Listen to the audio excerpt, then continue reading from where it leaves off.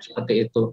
Mungkin dan rekan-rekan yang sekalian, mungkin kita langsung saja materi yang akan kami bawakan, yaitu kebijakan mutasi dan promosi di lingkungan pemerintah Provinsi Kabupaten Bangka Belitung.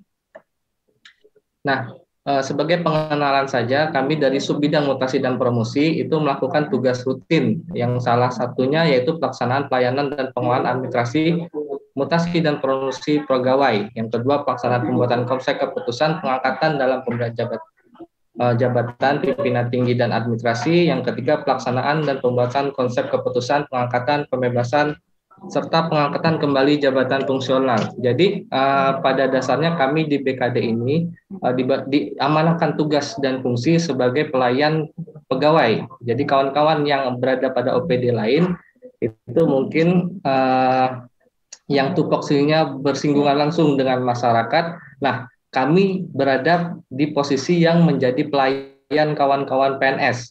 Jadi untuk ke depan ketika teman-teman PNS ada 1, 2, atau 3 pertanyaan terkait kepegawaian, perencanaan rencana untuk kompetensi, pengembangan karir dan sebagainya, silahkan tidak usah segan-segan untuk bertanya kepada kami ataupun berkonsultasi dengan datang ke kantor BKPSDM. Kami membuka ruang seluas-luasnya bagi teman-teman yang akan berkonsultasi dan berdiskusi terkait kompetensi dan jenjang karir kawan-kawan ke depan, seperti itu. Baik, yang ketiga, kami selain tugas rutin yang di awal tadi, kami juga melakukan pembinaan kepegawaian terhadap kabupaten kota sebagai perpanjangan kewenangan Pak Gubernur selaku wakil pemerintah pusat di daerah, yaitu dengan penerbitan rekomendasi PJ Sekretaris Kabupaten Kota, pejabat pimpinan tinggi yang menangani kependudukan dan catatan sipil, 3 pejabat pimpinan tinggi yang menangani bidang pengawasan, yaitu biasanya berada pada inspektorat daerah. Itu. Mutasi dan promosi yang kami lakukan sampai dengan saat ini itu di dalam koridornya berasal dari didasarkan oleh Undang-Undang Undang-Undang Nomor 5 Tahun 2014, yaitu tentang aparatur sipil negara, dan PP 11 Tahun 2017 tentang manajemen PNS, PP 17 Tahun 2020 yang baru itu tentang beberapa perubahan di peraturan pemerintah nomor 11 tahun 2017. Lalu Perka BKN nomor 5 tahun 2019 tentang tata cara mutasi, ini tata cara pindah instansi ya. Lalu yang terakhir yaitu Pergub hitungan kita nomor 43 tahun 2018. Nah, sebelum kita memasukin ke tupoksi kami yaitu mutasi dan promosi, mungkin ini adalah hal dasar yang mungkin bisa saya sharekan kepada teman-teman pegawai maupun adik-adik CPNS bahwa sering ada pertanyaan dasar, apakah kita ini ASN atau mungkin ini sederhana, tapi mungkin juga masih banyak kawan-kawan yang masih bingung membedakan antara ASN dan PNS. Jadi bisa kita sebutkan bahwa ASN itu adalah profesi bagi pegawai negeri sipil atau dan pegawai pemerintah dengan perjanjian kerja atau P3K. Jadi lingkup ASN itu adalah PNS dan P3K. Jadi ketika ada orang bilang kita ini ASN apa PNS, kita ini PNS yang bagian dari ASN. Dua-duanya benar. Jadi ketika ditanya kita ini bukan PNS, salah. Kita ini ASN, dua-duanya tepat. Jadi ASN itu ada terbagi di dalam ASN itu ada PNS dan P3K, dan PNS itu masih dalam ruang lingkup ASN seperti itu. Jadi nanti insya Allah ke depannya bagi kawan-kawan yang sudah mendapatkan informasi seperti ini bisa menjelaskan ke teman-teman ataupun ke masyarakat yang mungkin bisa kita sharekan pengetahuan bahwa terkait antara perbedaan antara ASN, PNS dan P3K seperti itu.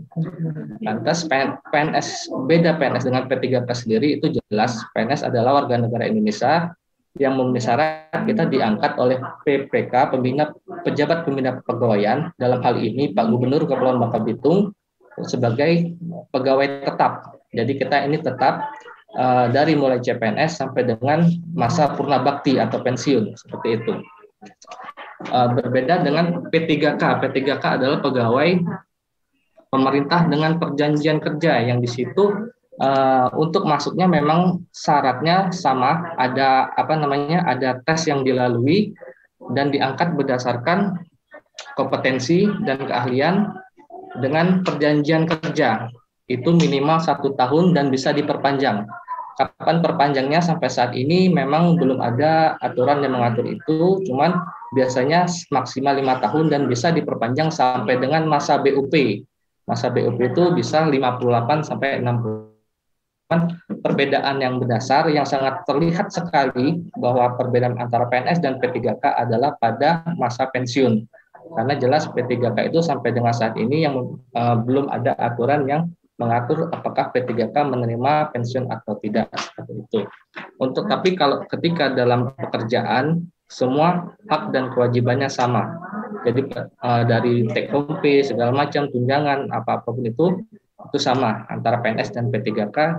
Yang dasar perbedaannya adalah pensiun atau masa purnabakti mereka. Oke, kita lanjut. Nah, jabatan pada ASN sendiri itu bagi teman-teman itu ada 3, yaitu jabatan pimpinan tinggi, jabatan administrasi, dan jabatan fungsional tertentu. Mari kita lihat masing-masing definisi dari jabatan itu. Untuk jabatan pimpinan tinggi itu adalah jabatan tertinggi birokrasi yang bisa ditempuh oleh seorang pegawai negeri sipil ataupun P3K juga bisa. Itu jabatan pimpinan tinggi level utama itu eselon 1A, itu kepangkatan yang bisa menjabat adalah pangkatan pembina utama 4E. Biasa itu terdapat pada lembaga pusat. Sebagai contoh Sestama, Sekretaris Utama Kementerian, Sekjen, Irjen, Dirjen pada Kementerian dan Lembaga Pusat. Lalu di bawahnya sendiri jabatan pimpinan tinggi media itu level eselon 1B. Pejabat yang mendudukinya harus berpangkat minimal 4D atau pembina utama media sampai dengan 4E. Itu kalau di kementerian itu bisa deputi, kepala badan, dan kalau di daerah itu cuma 1, itu hanya di oleh birokrasi tertinggi ataupun pejabat yang berwenang karir tertinggi pegawai negeri sipil yang ada di daerah, seperti itu. Yang ketiga itu jabatan pimpinan tinggi pratama, itu eselon 2A dan 2B, itu banyak sekali. Kalau di pusat itu ada direktur, asisten deputi, asisten komisioner, sekda kabupaten kota, kepala dinas, kepala badan, dan kepala biro pada instansi pusat dan daerah, seperti itu. Lalu yang kedua itu jabatan administrasi. Jabatan administrasi terbagi 1 jabatan administrator, itu berada pada level eselon 3A dan 3B. Kalau di kita itu biasanya dijabat dengan penamaan kabid, kabak, kepala kantor, dan camat. Lalu di bawahnya itu adalah jabatan pengawas. Jabatan pengawas itu tingkatannya eselon 4A dan 4B. Pangkat yang bisa menduduki itu pangkat golongan 3A sampai dengan 3D. Itu sebutannya bisa kepala subbagian, kepala subbidang, kasih, lurah, maupun kasubag, kepala tata usaha sekolah. Yang terakhir jabatan administrasi itu berada di level pelaksana atau biasa disebut jabatan fungsional umum. Itu bisa dijabat di pangkat 1A sampai dengan 3D, walaupun dalam kenyataannya memang ada beberapa pelaksana itu yang dijabat oleh golongan 4. Tapi kan mereka pasti sudah melalui mekanisme tertentu, misalnya dia mekanisme mutasi dari luar daerah. Jadi ketika di golongan 4 dia mutasi ke luar daerah, datang ke Provinsi Bangka Belitung, belum mendapat jabatan yang sesuai dengan jenjang kepangkatannya, maka dia diletakkan pada jabatan pelaksana atau JFU. Itu biasanya di pengelola keuangan, administrasi umum, dan juru listrik. Yang ketiga itu adalah jabatan fungsional tertentu. Sampai saat ini 2021 sudah tercatat sebanyak 355 jabatan fungsional tertentu yang sudah terdaftar. Itu terdata dari masing-masing instansi pembinanya. Jadi jabatan fungsional itu kan berada pada ada instansi pembinanya. Jadi ketika satu kementerian dia mempunyai beberapa jabatan fungsional. Contoh misal lembaga administrasi negara, dia mempunyai jabatan fungsional yang dibina itu adalah Widya Iswara, analis kebijakan, asesor juga. Seperti itu. Kalau badan kepegawaian negara itu analis kepegawaian dan semacamnya. Jabatan fungsional tertentu itu diangkat karena berdasarkan keahlian dan keterampilan. Apa itu namanya? Ciri-ciri yang sangat mendasar ketika bisa membedakan jabatan seseorang, apakah itu jabatan administrasi ataupun jabatan fungsional tertentu itu silahkan dilihat dari penamaan pada jabatannya. Kalau di jabatannya itu ada kalimat pertama, muda, madya, atau utama, itu dia sudah pasti adalah pejabat fungsional tertentu, kategori keahlian. Dan kalau ada namanya itu pemula, terampil, penyelia, contoh misalnya perawat terampil, perawat gigi terampil, nah itu dia sudah pasti bahwa itu merupakan jabatan fungsional tertentu. Jadi fungsional tertentu terbagi dua kategori, yaitu keahlian dan terampil. Di situ bisa teman-teman lihat juga kalau keahlian itu bisa dari pertama, muda, madya, dan utama. Yang tertinggi itu utama. Sebagai contoh, kalau di Provinsi Babel sendiri itu sudah mempunyai jabatan fungsional tertentu kategori utama itu sampai saat ini itu Widya Iswara Utama. Yang kedua itu pengawas sekolah utama. Jadi dua jabatan fungsional itu sudah ada yang sudah sampai ke jenjang utama dengan pangkat maksimal pembina utama atau 4E. Jadi bagi kawan-kawan atau rekan-rekan yang baik teman-teman yang sudah PNS yang senior ataupun yang rekan-rekan CPNS ketika sudah memahami bahwa sekarang dia ini, saya ini jabatannya fungsional tertentu, maka bisa merancang jenjang karirnya mulai dari sekarang. Karena kan kalau fungsional tertentu enak membacanya, dia tergantung dengan angka kredit yang diraih. Seperti yang tergambar pada slide ini, kalau untuk 3A, 3B itu dia cukup mendapatkan angka kredit 100 sampai 199 dan seterusnya. Memang ada beberapa perbedaan terkait perhitungan angka kredit, misalnya di beberapa jabatan fungsional, contohnya arsiparis, itu mereka sudah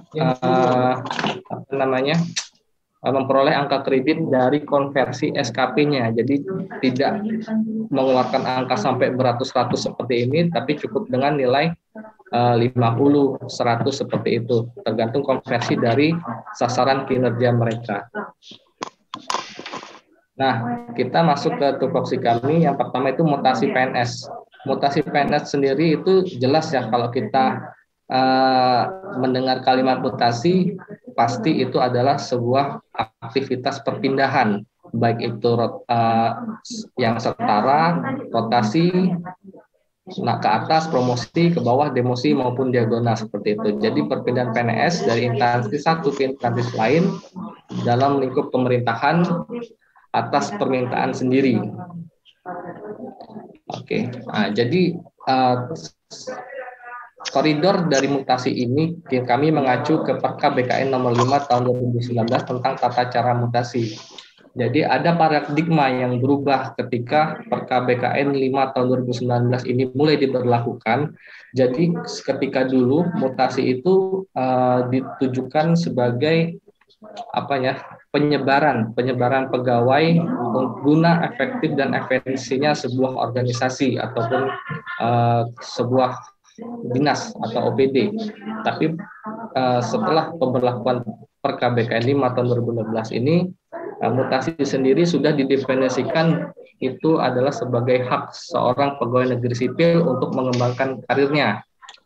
Jadi mutasi itu harus dilakukan dengan atas permintaan sendiri, seperti itu. Jadi bisa atas. Kalau dulu kan kalau mutasi kan kita tergantung dari user ataupun pimpinan yang akan menugaskan kita di suatu instansi. Kalau sekarang PNS sudah bisa mengajukan sendiri bahwa dia melihat pengembangan karirnya ini lebih prospeknya ke mana. Jadi dibuka kesempatan seluas-luasnya untuk PNS untuk mengembangkan kompetensinya ataupun karirnya, salah satunya melalui metode mutasi.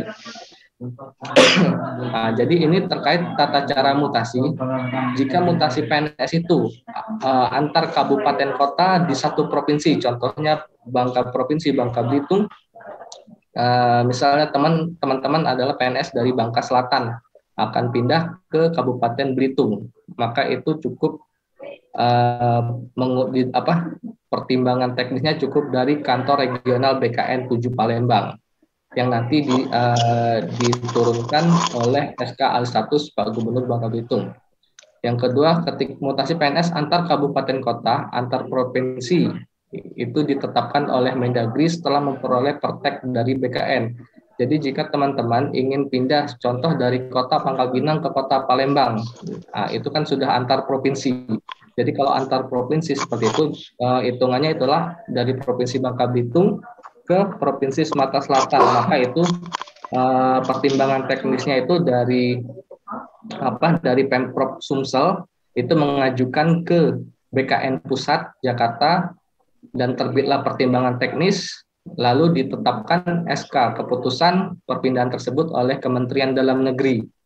Nah, nanti Sumatera Selatan tinggal menerbitkan SK penempatannya, dasarnya SK Kemendagri tersebut.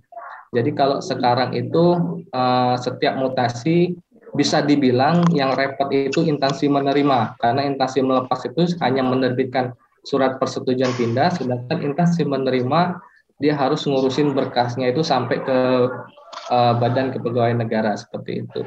Lalu mutasi dari provinsi, kabupaten, kota ke instansi pusat, itu jelas itu di BKN, tetap BKN. Kalau mutasi antara PNS instansi pusat itu ditetapkan oleh BKN pusat. Oke, ini terkait syarat mutasi jika ada teman-teman ataupun saudara yang menginginkan mutasi keluar daerah ataupun keluar dari pemerintah provinsi. Itu yang pertama surat permohonan mutasi dari PNS itu sendiri. Yang kedua itu surat usul dari PPK instansi menerima. Jadi setelah terbitnya Perka 5 BKN itu, kalau dulu sebelum terbitnya Perka itu tidak mensyaratkan apakah surat persetujuan itu harus dari instansi asal ataupun instansi penerima dulu. Itu dulu, kalau dulu itu tidak disyaratkan seperti itu. Namun ketika Perka 5 itu keluar, maka sekarang itu yang diurus duluan itu instansi penerima. Jadi ketika teman-teman mau pindah dari kota Pangkal Pinang ke Kabupaten Bangka Barat, harus dapat persetujuan dari Bupati Bangka Barat dulu. Nah, setelah itu baru dari instansi penerima itu ada surat pernyataan tidak dalam proses disiplin, tidak sedang tugas belajar, atau tidak sedang adanya temuan ataupun surat bebas temuan dari inspektorat setempat, diajukan dari instansi penerima, diajukan ke dari instansi asal diajukan ke instansi penerima seperti itu. Nah, ini sekedar informasi juga bagi teman-teman yang mungkin menginginkan, misalnya dia sudah terlalu lama di perangkat daerah tersebut, ingin penyegaran atau ingin pengalaman tugas yang baru, ingin mengajukan mutasi ke perangkat daerah yang lain dari dinas satu ke dinas lain, itu silahkan membuat surat permohonan mutasi, lalu ada surat rekomendasi dari perangkat daerah menerima, surat dari rekomendasi dari instansi melepas, dan SKP 1 terakhir. Namun memang ada beberapa untuk tenaga guru, memang kami khususkan kalau tenaga guru memang akan pindah dari sekolah satu ke sekolah lain, itu kami mengkhususkan harus ada rekomendasi Kepala Dinas Pendidikan, karena tenaga guru ini khusus ya, karena perpindahannya itu tidak boleh serta-merta bebas, dalam artian tanda kutip agak bebas, karena guru ini kan harus memperhatikan jumlah jam kerja, dan jumlah jam kerja ini dekat kaitannya dengan sertifikasi. Jadi kami dari BKPSDM untuk menghindari adanya kelebihan ataupun adanya kekurangan jam kerja di satu sekolah, untuk tenaga guru yang akan ingin mutasi ke sekolah satu ke sekolah lain, diwajibkan untuk diwajibkan untuk mendapatkan rekomendasi dari Kepala Dinas Pendidikan terlebih dahulu. Oke, nah ini mungkin karena di sini banyak juga dari peserta itu dari rekan-rekan adik-adik CPNS, mungkin ada beberapa yang dari luar daerah yang mungkin mendaftar di Bangka Belitung, yang nanti mungkin ada keinginan untuk pindah ataupun dari berkarir di tempat lain ataupun di tempat asalnya. Ini Menpan sudah mengeluarkan peraturan yaitu nomor 23 tahun 2019 terkait penetapan kebutuhan CPNS dan CPNS tahun 2019. Jadi sejak tahun 2019 itu CPNS wajib membuat surat pernyataan bersedia mengabdi selama 10 tahun. Dan apabila tetap mengajukan pindah, maka dianggap mengundurkan diri seperti itu. Kalau surat pernyataan 10 tahun ini memang kalau dari Pemprov Babel sendiri itu sejak PNS tahun 2012, sebelum kita moratorium 2012 sampai dengan 2015, itu memang membuat surat pernyataan 10 tahun. Namun surat tersebut kan kita tujukan kepada gubernur. Jadi itu adalah perjanjian dari CPNS itu sendiri kepada Bapak Gubernur, dan yang bisa membatalkan itu ya Bapak Gubernur sendiri. Namun sejak tahun 2019 bagi CPNS tahun 2019 dan seterusnya ke atasnya itu tidak bisa lagi karena sudah terbit Permenpan 23 tahun 2019. Apabila tetap mengajukan pindah berarti dianggap mengundurkan diri. Jadi untuk itu bagi adik-adik yang sudah diterima PNS Provinsi Babel tahun 2019 ya kuatin aja di Bangka Belitung seperti itu. Oke. Selama 10 tahun. Kalau yang masih single cari jodohnya orang Bangka aja biar nggak pusing-pusing. Iya, Pak. Oke, lanjut. Nah, ini untuk P3K karena saat ini kan kita juga tidak bisa melepaskan teman-teman yang statusnya P3K. Saya juga kurang tahu apakah teman-teman P3K menjadi peserta pada diklat ini. Cuman nanti kalau tidak salah ada di Dinas Pertanian itu ada 5 orang. Apakah P3K itu bisa dimutasi? Karena P3K ini terikat kontrak. Jadi SK yang dikeluarkan oleh pemerintah terhadap teman-teman yang statusnya P3K itu sudah jelas, golongannya sudah jelas, salary-nya sudah jelas, penempatannya karena P3K ini direkrut berdasarkan keahlian dan pendidikan tertentu. Jadi ketika dia pendidikannya di sarjana, taruhlah di sarjana pertanian yang saat ini ada itu, ya tempat kerjanya ya di Dinas Pertanian. Tidak mungkin di Dinas Keuangan, kan di Badan Keuangan tidak mungkin juga seperti itu. Nah, ini juga mungkin pertanyaan mendasar dari teman-teman selama ini, apakah suami istri boleh satu unit kerja? Seperti itu. Jadi ini sudah dijelaskan juga di Undang-Undang 5 pasal berapa itu tidak kelihatan, ada gambar. Pasal 73 ayat 7 bahwa untuk mencegah konflik kepentingan, PNS yang memiliki hubungan tali perkawinan, hubungan darah secara langsung dalam satu unit kerja dapat dimutasi pada unit kerja yang berbeda berdasarkan keputusan pejabat pembina kepegawaian. Mungkin ada beberapa rekan yang menjadi peserta pada hari ini, bagaimana jika mereka sama-sama perawat dalam satu instansi rumah sakit? Nah, itu kan satu kondisi yang tidak bisa kita lepaskan dari mekanisme ini seperti itu. Ya, kalau di rumah sakit kan banyak unit kerjanya, kan ada IGD, ada poli, ada ruangan operasi dan segala macamnya. Setidaknya dia tidak dalam satu unit kerja yang sama. Misalnya sama-sama di IGD, jadwal shiftnya sama, wah itu nanti takutnya ada pasien mereka malah berkelahi rumah tangga sendiri, pasiennya ditinggal. Jadi kan kita menghindari seperti itu. Oke, lalu kita lanjut. Nah, untuk bagian promosi sendiri, seperti teman-teman ketahui bahwa promosi adalah hak bagi, bukan hak sih. Hak lah. Setiap PNS mempunyai syarat dan hak yang sama untuk dipromosikan ke jenjang jabatan yang lebih tinggi dengan mengutamakan sistem merit seperti itu. Tapi tahapan-tahapan promosi itu untuk syarat-syarat tentunya dipersyaratkan di perundang-undangan yang berlaku. Misalnya sebagai contoh, ketika teman-teman saat ini masih menjabat pelaksana, itu kan jenjang kita yang administrasi dulu ya, itu pasti ingin ke jenjang atasnya, itu jabatan pengawas. Di jabatan pengawas sendiri ada syarat-syarat jabatan yang harus dipenuhi. Salah satunya itu pendidikan minimal D3, diploma 3. Yang kedua itu sudah 4 tahun menduduki jabatan pelaksana. Nah, yang ketiga itu lulus uji kompetensi. Jadi sekarang setiap promosi itu harus didahului dengan syarat sudah lulus uji kompetensi. Itu ada di PP 11 pasal 54 kalau nggak salah, seperti itu. Dan untuk bagi teman-teman menjabat jabatan pengawas, ketika dia ingin menaikkan atau mengembangkan karirnya ke jabatan administrator, itu ada pula syarat-syarat yang terdapat pada jabatan administrator, yang itu yang pertama pendidikan minimal D4 atau S1, yang kedua sudah 3 tahun menjabat sebagai jabatan pengawas atau JFT jenjang muda.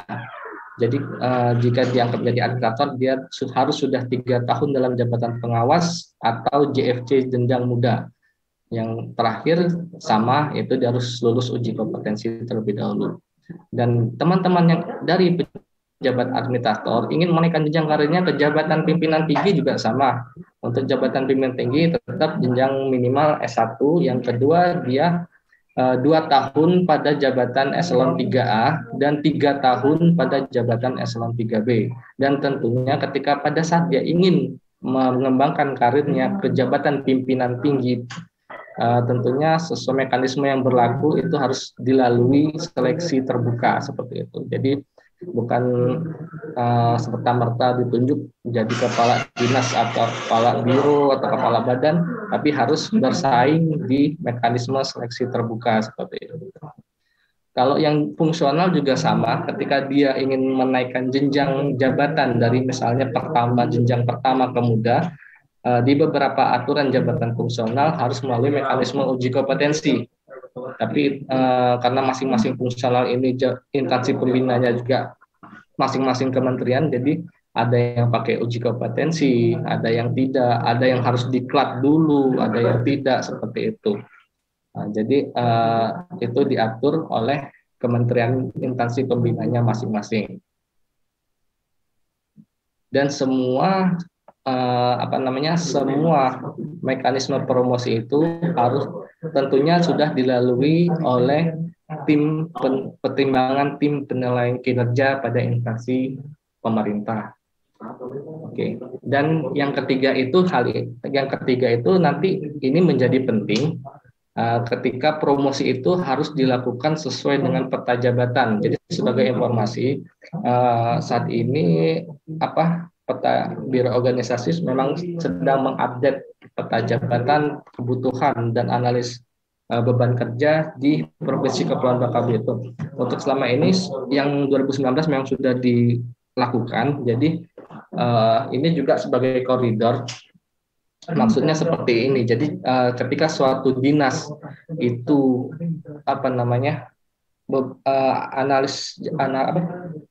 anjap ABK-nya cuman dibutuhkan misalnya Aksiparis di dinas A itu cuman butuh 2 Aksiparis jenjang muda, sedangkan di bawahnya itu ada 5 Aksiparis jenjang pertama.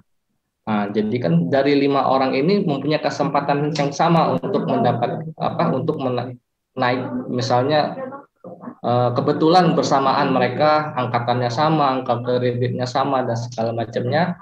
Nah, nanti ada mekanisme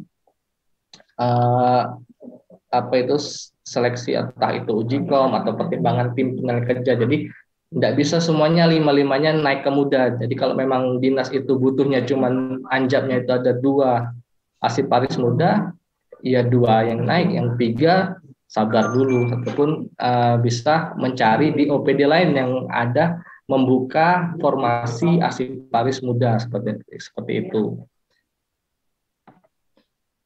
Oke, kemarin kami dititip pertanyaan oleh bidang pengembangan, yaitu memang ada beberapa peserta yang menanyakan terkait PNS dipekerjakan atau diperbantukan saat ini, apakah masih boleh?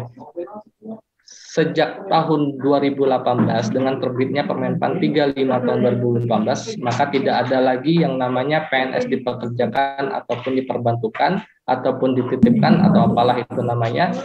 Jadi semuanya sekarang namanya menjadi satu, yaitu penugasan. Jadi di Permenpan 35 itu semua itu mengatur tentang penugasan, tidak ada lagi dipekerjakan, diperbantukan.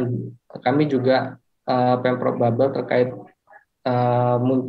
penerapan aturan tersebut sudah menarik semua PNS yang dipekerjakan di luar Provinsi Babel untuk kembali ke Provinsi Babel seperti itu. Nah, itu Permenpan 35. Lalu untuk juknisnya sendiri itu ada di Peraturan BKN nomor 1 tahun 2020, yaitu tentang tata cara penetapan penugasan PNS.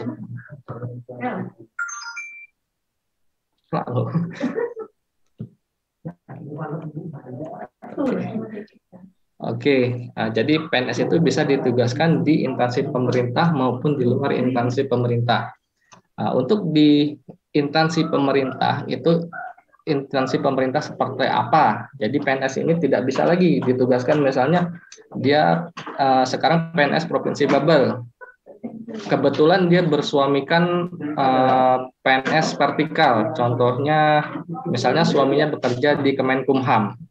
Kalau di kementerian itu kan setiap 2 tahun sekali itu ada namanya tour of area ataupun dirotasi ke daerah lain. Nah, kalau dulu itu bisa, jadi istri mengajukan sebagai pegawai PNS dipekerjakan atau dititipkan ke ke provinsi lain seperti itu. Ya, tapi kalau sekarang itu sudah tidak bisa lagi karena instansi pemerintah itu khusus instansi pemerintah tidak mempunyai PPK. Kalau PPK ini kan pejabat pembina kepegawaian, itu gubernur, bupati, wali kota. Kalau di kementerian itu sekjen. Nah, jadi kalau contoh instansi pemerintah yang tidak mempunyai PPK itu adalah contohnya itu KSN, Komisi Aparatur Sipil Negara. Nah, itu kan mereka tidak punya PPK, jadi PNS bisa ditugaskan ke sana. Tapi kalau kita ingin mengajukan penugasan ke provinsi lain itu tidak bisa karena provinsi lain kan punya PPK seperti itu. Yang kedua, PNS melaksanakan tugas jabatan khusus.